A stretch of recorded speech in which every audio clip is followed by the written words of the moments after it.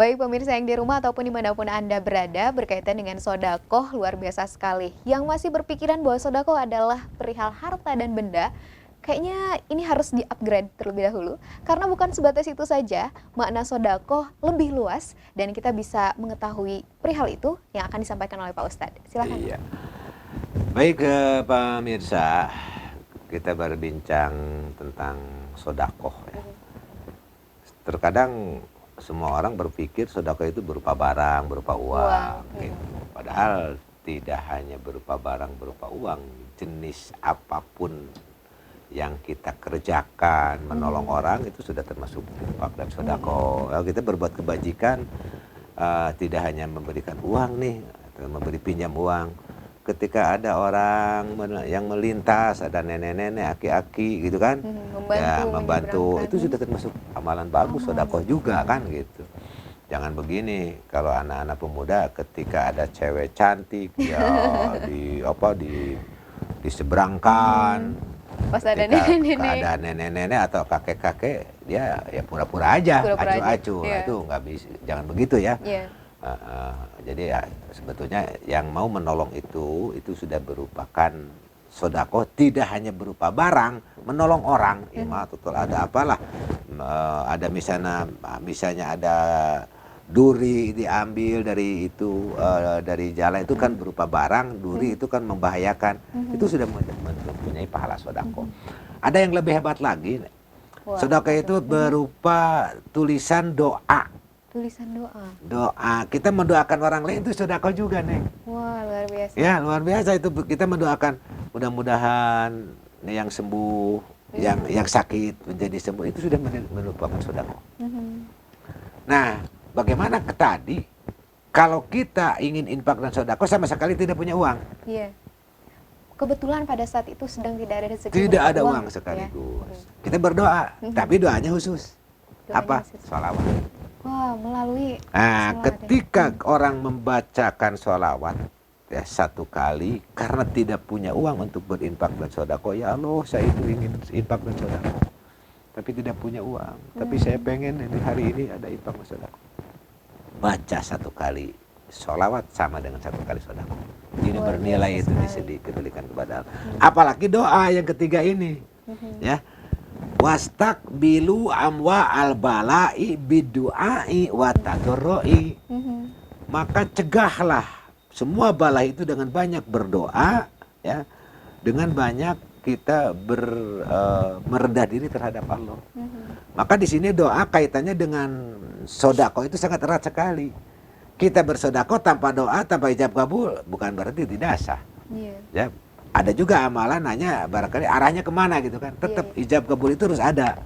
Ya, jadi jangan istilahnya ini merek apa sih, pemberian apa kan, oh ini infak, oh ini sedekah, walaupun dua kata itu sama juga arahnya gitu kan. Kalau yang bisa dibedakan antara zakat mungkin akan beda itu, antara wakaf atau warisan juga ya ada bakal berbeda kalau itu ya. Tapi kalau antara infak dengan sedekah itu ya istilahnya ikhtilaf fil mana, ikhtibar fi apa namanya, kalau istilahnya satu nama bukan satu nama, dua nama yang maksudnya sama lah gitu ya, arahnya juga sama, itulah barangkali. Nah itu aja barangkali Neng untuk mengarah kepada mencegah bahwa kita harus memohon kepada Allah untuk dijauhkan dari bencana. Itu di samping sedekah dapat menjadi penolak bala. Berdoa bisa menjadi penolak bala, kan Rasulullah memberikan ajaran tentang doa penolak bala gitu kan. Seperti kenal ada doa pagi dan sore. Pagi dan sore ya. Nah itu pagi dan sore itu doa penolak bala.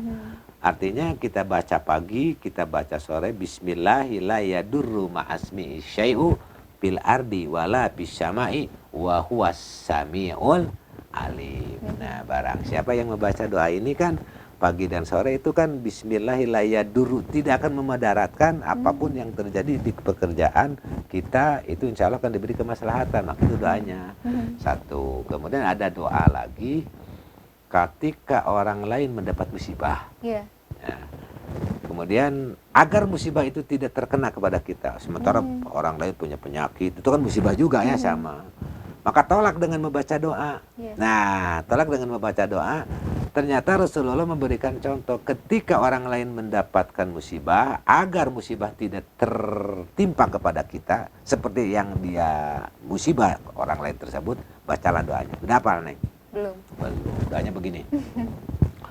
Misalnya seorang yang punya musibah, kita dengar. Iya. Kita dengar.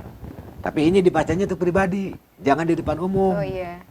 Ya. Iya, Pak. Nah, ada temen Neng misalnya, Neng Juleka, temannya mendapat kecelakaan misalnya. Kecelakaan. Nah, agar kecelakaan itu tidak terjadi kepada Juleka, baca doanya, kata Rasul. Nah, tapi jangan tarik, harus kita aja sendiri. Doanya soalnya begini. Alhamdulillahillazi apani mimabtala kabihi wa faddolani ala kasirim miman kholako tabdila. Kenapa jangan tarik? Karena ada kalimat alhamdulillah. Di sana kita bersyukur atas kecelakaan orang lain atau musibah. Iya, Padahal itu doa dari Rasulullah. Barang siapa yang membaca doa ini, maka kamu tidak akan kena musibah seperti dia yang kena musibah.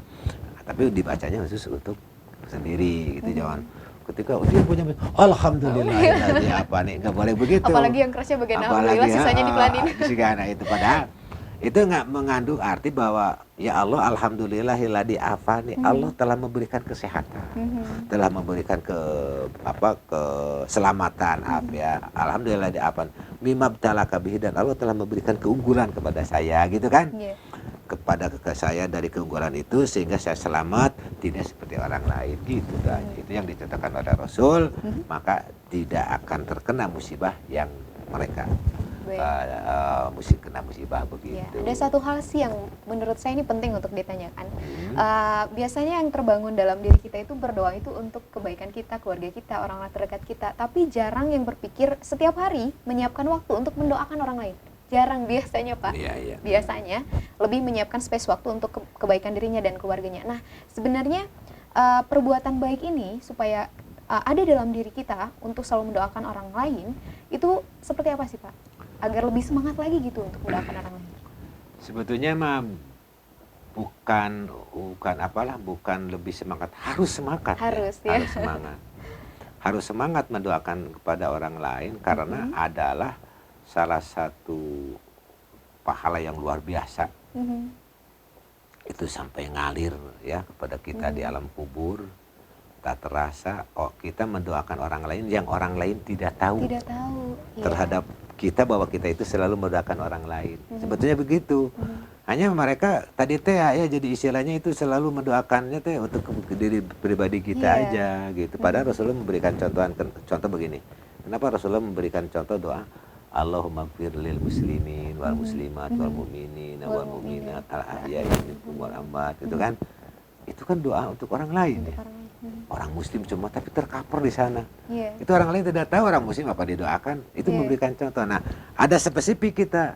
Ya semacam itu, ya Allah mudah-mudahan Pak Ustadz Doni itu panjang umurnya, diberikan aja. Saya tidak tahu mendoakan, itu lebih pahala. Dan pahalanya akan ngalir untuk kita sendiri. Kita pun yang kita ucapkan itu akan seperti itu, panjang umur, dan barokah juga. Berbalik lagi kepada kita, doa baik. Kita. Itu doanya itu. Maka di sini yang penting kita mendoakan orang lain. Orang lain tidak tahu akan doa kita, itulah hikmahnya gitu ya. Jadi untuk mengetahui hal-hal yang menarik berikutnya, tetap bersama kami di Cahaya Iman.